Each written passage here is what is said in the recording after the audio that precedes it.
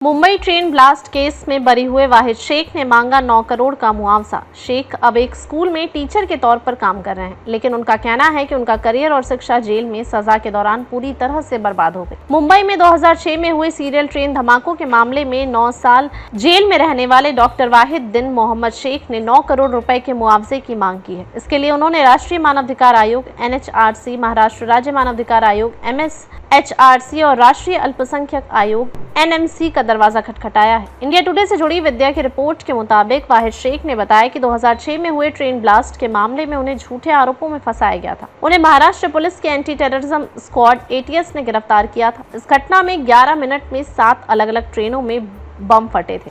इस आतंकी हमले में 180 से ज्यादा लोगों की मौत हो गई थी और 800 से ज्यादा लोग घायल हुए थे।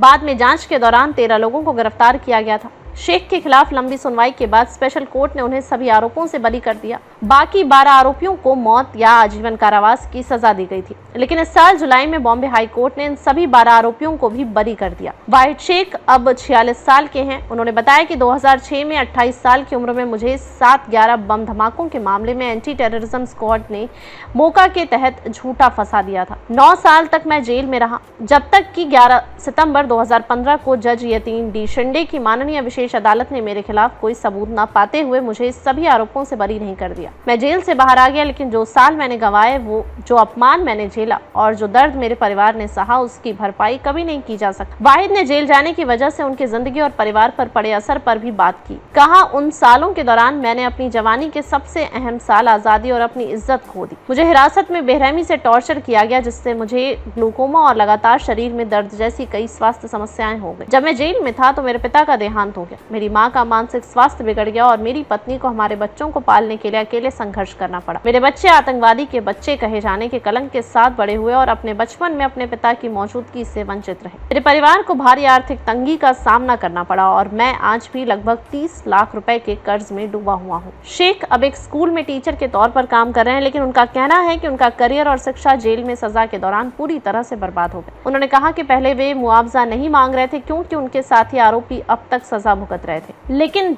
अब जब सबको बरी कर दिया गया है तो ये उनके लिए मुआवजे का हक बनता है। वाहिद शेख मानते हैं कि कोई भी रकम उनकी खोई हुई जिंदगी और परिवार के दर्द को वापस नहीं ला सकती, लेकिन मुआवजा यह साबित करेगा कि उनके साथ गलत हुआ था और आगे से किसी निर्दोष को ऐसा दर्द ना झेलना पड़े। शेख की अपील पर अब आयोगों में विचार किया जाएगा।